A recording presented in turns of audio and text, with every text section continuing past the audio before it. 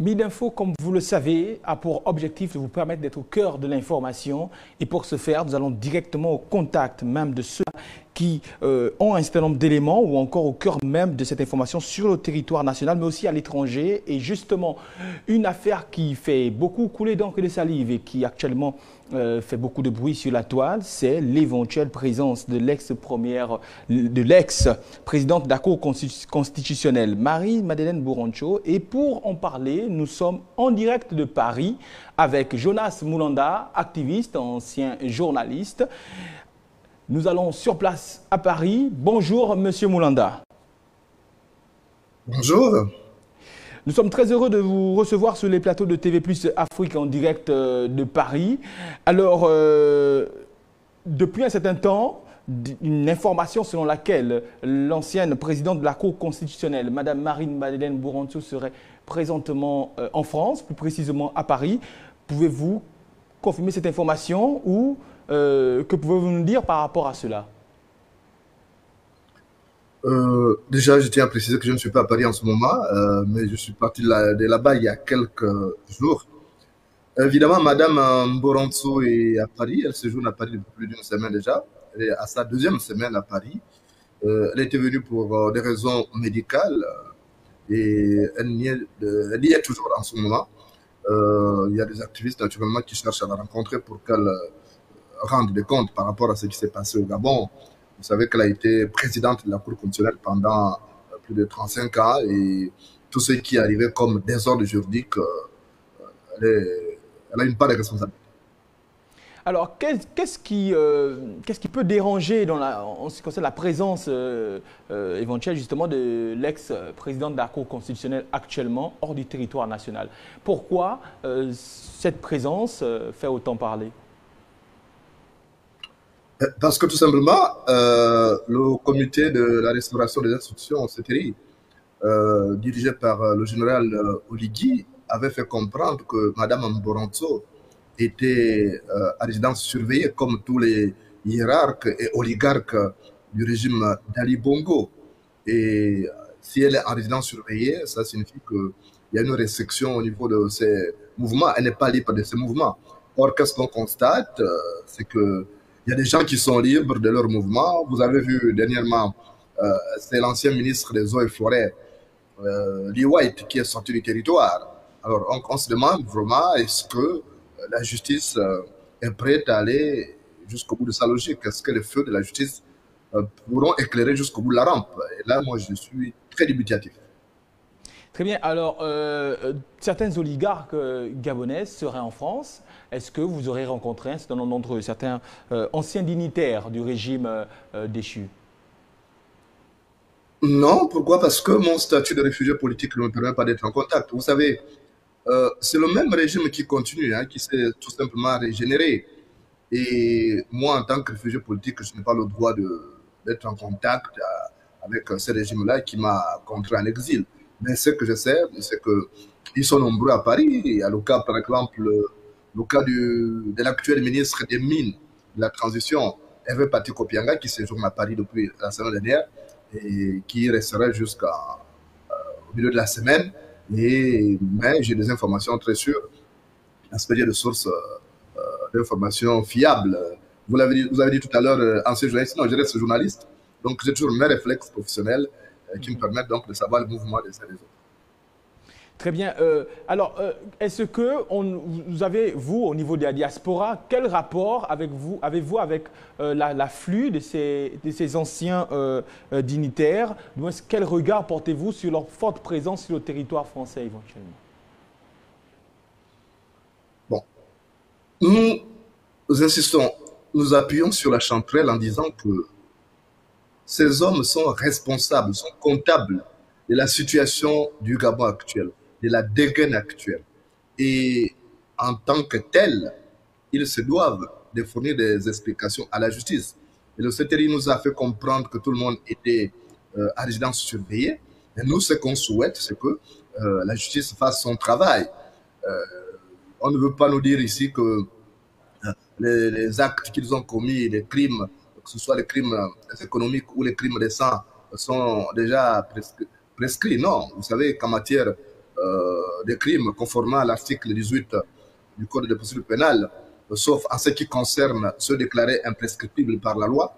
L'action publique s'est prescrite par 20 années révolues à compter du jour où le crime a été commis ou découvert, ou à compter de la majorité civile de la victime s'il s'agit d'une atteinte de nature sexuelle réprimée par la loi, et si dans cet intervalle il n'a pas été fait aucun acte d'instruction ou de poursuite.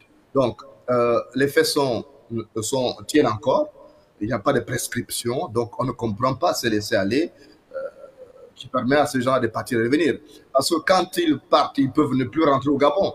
Vous savez qu'ils ont acquis un patrimoine immobilier important à l'étranger, que ce soit au niveau des îles qui ne sont pas facilement accessibles. Donc il va falloir que ces gens qui sont sous main de justice restent au Gabon.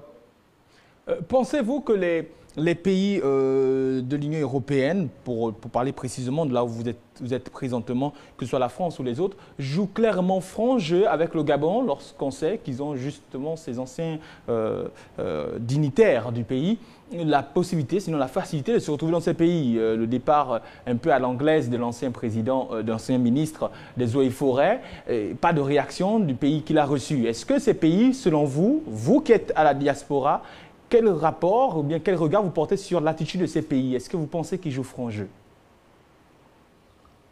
La réponse est non, à commencer par la France. Vous avez vu que récemment, il y a une délégation des parlementaires français qui a séjourné à Libreville et qui s'est proposé d'apporter son soutien au CTRI pour la rédaction de la nouvelle constitution. Ça veut dire quoi? C'est que nous assistons ici à une politique variable, parce que la même France qui condamne le coup d'État au Niger, qui demande le retour à l'ordre constitutionnel, la même France vient assister le Gabon, la même France va assister le Tchad. Il y a un problème d'intérêt important au Gabon qui fait que la France et les autres pays, vous savez que les autres pays de l'Union européenne naturellement suivent la France. Le Gabon, c'est le précaré de la France. Donc, il y a une certaine incurie de la part de la France quand il s'agit de vouloir condamner ou de sévir contre les oligarques. Vous savez, on est en plein dans le dossier des biens mal acquis, mais Mme Boronto, d'ailleurs, a été épinglée en 2018, souvenez-vous. Et je ne comprends pas qu'elle se déplace comme ça, à volonté, elle qui est placée, semble-t-il, sous la résidence surveillée. Et la France et les autres pays ne peuvent pas être très durs parce qu'il y a des intérêts. Vous savez que lorsque... après la guerre d'Algérie, lorsque la France a été chassée de l'Algérie, le point d'atterrissage, c'était le Gabon. C'est le Gabon où la France a atterri. Et avec tous les intérêts économiques, aujourd'hui, on a plus de 15 000 Français au Gabon. La France ne peut pas se permettre d'être très dure vis-à-vis du général Oligui, par exemple, qui a fait un coup d'État comme tout autre. Le coup d'État est condamné sur l'ensemble du territoire. Vous voyez que c'est plus les États-Unis d'Amérique qui ont appelé au retour de leur constitutionnel et qui ont même affiché leur volonté d'aider le Gabon à organiser les élections. Mais la France est toujours observe une attitude mutique par rapport à ce coup d'État.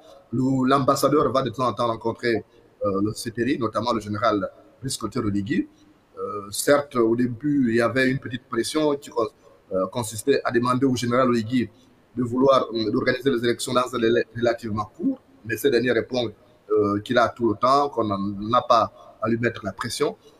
Donc, et la France qui craint que le Gabon bascule dans le cercle des pays qui ont rejoint la Russie avec les coups d'État survenus. Donc, la France est obligée de marcher sur des œufs. Donc, il ne faut pas vous attendre ici à des sanctions contre la junte au pouvoir.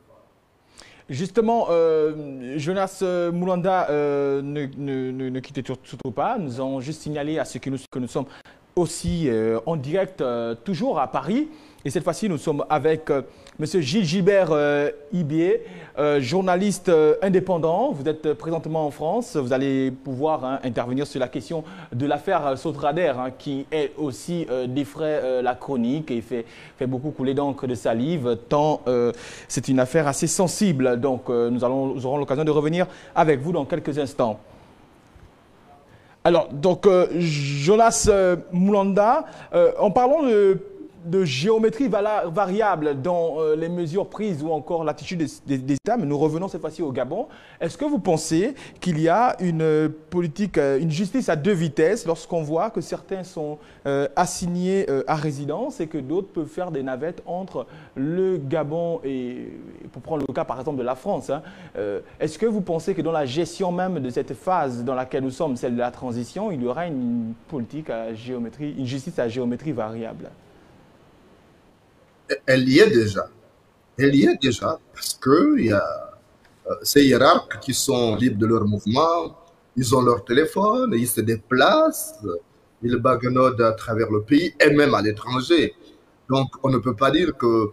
Je crois que cela n'engage que moi, mon jugement n'est pas une sentence, mais je constate avec regret que le CTRI, c'est un miroir aux alouettes et que tout ce qu'il a annoncé, il ne respecte pas ça, notamment une justice. Aujourd'hui, les Gabonais aspirent à une justice. À la limite, Monsieur Moulanda, excusez-moi s'il vous plaît, mais quand même on a pu observer depuis la prise de pouvoir par le CTRI plusieurs mesures, il faut le reconnaître, assez courageuses. Plusieurs personnes ont été mises en prison et pas des moindres. J'étais quand même à rappeler, c'est la première fois pour l'Afrique subsaharienne, quasiment qu'une ex-première dame se retrouve dans les geôles de la prison, ce qui n'est pas rien. Donc, est-ce qu'on n'est pas là dans une logique d'un processus simplement qui suit son cours et qui va certainement dans les mois, les semaines qui suivent, nous offrir aussi d'autres types de décisions judiciaires? Monsieur, dans l'absolu, tout le monde était d'accord pour qu'Ali Bongo tombe. Et c'est ce qui a fait en sorte que on observe cette liesse populaire à travers Libreville et le reste des villes du pays. Mais le fait d'arrêter seulement Sylvia Bongo, première dame, ex-première dame, d'arrêter Noureddine Bongo, Yann Ngoulou, c'est bien, mais ce n'est pas suffisant. Parce que les actes posés par cette pègre de Sylvia Bongo ne sont pas la cause, c'est la conséquence de l'imposture qui a été favorisée par le gouvernement de l'époque, par les institutions républicaines qui étaient là, parmi lesquelles la Cour constitutionnelle qui est gardienne des lois. On savait que M. Ali Bongo n'avait plus toutes ses facultés, on savait qu'il y a eu falsification de la signature du président, il y a eu un cachet qui a été fabriqué en 2018 et tous les actes qui ont été signés étaient des actes illégaux. Mais Madame Mboranso et toutes les autres institutions ont laissé faire. Donc, qui a favorisé ça? C'est parce qu'il y a eu un laisser-aller de la part des institutions qui savaient que M. Ali Bongo n'était plus en capacité d'assumer ses hautes charges à la tête de l'État gabonais et qui a laissé faire, qui a même fait passer des lois. Et plus grave encore, c'est que Mme Mboranso s'est substituée au législateur en modifiant certains articles de la Constitution. Donc, arrêter Sylvia Bongo et les autres membres de l'APEGR, c'est bien, mais il y a eu d'autres auteurs de crimes économiques, il y a eu des actes de haute trahison qui, aujourd'hui, doivent nous amener à mettre une justice pour sanctionner l'ensemble des auteurs. Sinon, on va penser qu'il s'agit d'un règlement de comptes entre membres d'une mafia.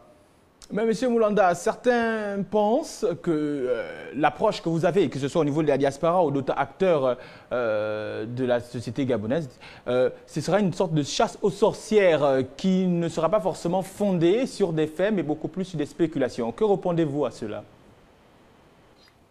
Monsieur, vous avez affaire à un journaliste d'investigation.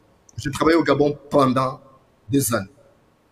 Et je connais qui a fait quoi au Gabon. Les gens détournaient l'argent en permanence, les gens commettaient des crimes. Donc, mettre une justice ici, mettre une commission de réconciliation, comme ça s'est passé en Afrique du Sud, ce ne serait que justice rendue. Ces gens-là, ils peuvent justifier comment ils ont fait pour acquérir des biens immobiliers à l'étranger à plusieurs centaines de millions d'euros. Ils ne peuvent pas, leur salaire ne peut pas justifier ces acquisitions-là. Donc, dire que c'est la chasse aux sorcières, non. Moi, je n'ai aucune animosité à l'égard de qui que ce soit. Je suis un héros cornéen. Je tiens à ce que on punisse tout le monde. La justice, tout le monde doit être égal devant la loi. D'ailleurs, ça fait partie du préambule de la Déclaration universelle des droits de l'homme. On est égal devant la loi et il n'y a pas de raison que, parce qu'on appartient soit à la région qui a le pouvoir aujourd'hui, au Togo notamment, parce qu'aujourd'hui, vous devez reconnaître une chose. La justice est tenue par les Alto-Gobains. Il faut qu'on se dise la vérité. Donc, et ce sont les Alto-Gobains qui manipulent, qui s'arrangent à ce que ils ne puissent pas être punis parce qu'ils mettent au niveau du circuit juridique. Monsieur Moulanda, excusez-moi, mais le dire ainsi, est-ce que c'est pas quand même un peu abusé?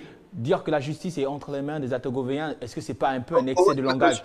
Bien qu'on peut reconnaître qu'il y a à certains postes des ressortissants de cette province, mais est-ce qu'on ne fait pas une fixette là-dessus? Je pense quand même que ce n'est pas forcément l'approche adéquate. Pas du tout.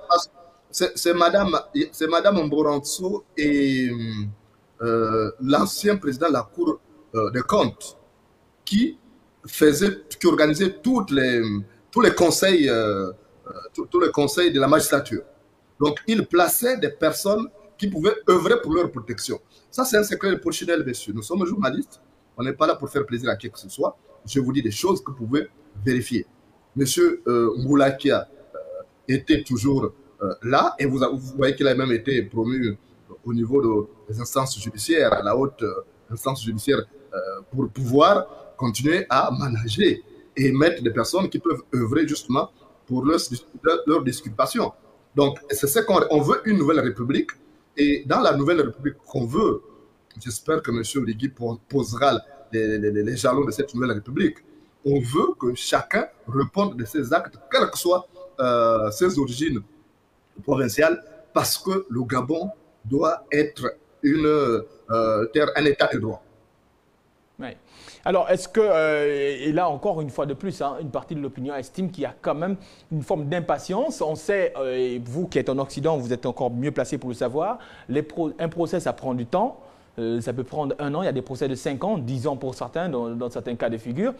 Est-ce qu'on ne devrait pas simplement laisser la justice sur son processus et l'affaire justement de l'ex-présidente de la Cour constitutionnelle, l'ancienne présidente de la Cour constitutionnelle, le fait qu'elle soit à Paris, pour des raisons éventuellement de santé, si ceci est avéré, est-ce que ça ne devrait pas normalement être simplement une affaire qui n'avait pas la nécessité d'être relevée? Monsieur, la justice doit être pareille pour tous. Soit elle punit, soit elle protège.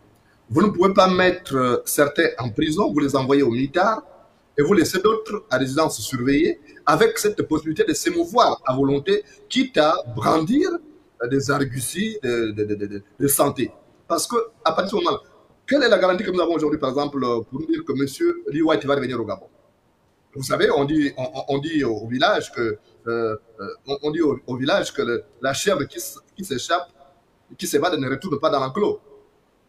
Donc, M. Lee White, lui, il sait qu'il y a de fortes chances qu'il puisse faire la prison pour son implication dans certains réseaux au niveau du ministère qu'il a géré pendant des années. Donc, je ne vois pas Lee White revenir encore comme ça, se constituer prisonnier. Donc, c'est un gros risque qu'on a pris de le laisser partir. Alors, comme clame haut et fort, on chante Urbi Orbi, que nous avons au Gabon les hôpitaux de pointe. Très bien. Alors, Monsieur Justin Malanda, nous tenons vraiment à vous remercier pour votre disponibilité, pour aussi votre contribution sur cette affaire qui est quand même assez importante. Il est important de pouvoir justement réaborder toute cette question qui interpelle l'ensemble de l'opinion nationale. Vous avez fait preuve d'un certain nombre de réactions assez importantes il y a plusieurs années. Donc, il était important quand même d'avoir votre avis là-dessus. Merci encore, Monsieur Jonas Moulanda. Merci. Je tiens à rappeler que vous êtes à Paris présentement, où vous êtes en exil politique. C'est bien ça? Exil politique. Je suis en exil politique. Je suis en retraite titulaire hors de la France en ce moment.